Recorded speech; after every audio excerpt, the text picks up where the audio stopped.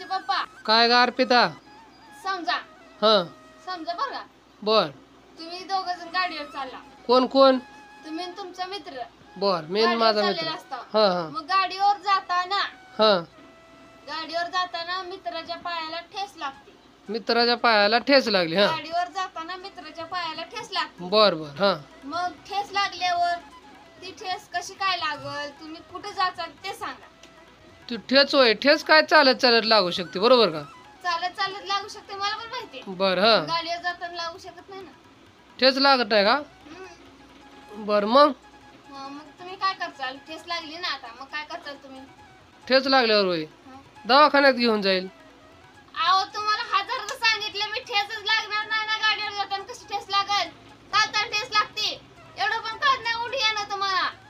असं म्हणतोय अर्पिता. काय कांदे बटाटे भरले काय डोक्यात? अगं कांदा पण नाही तर बटाबट पण नाही तर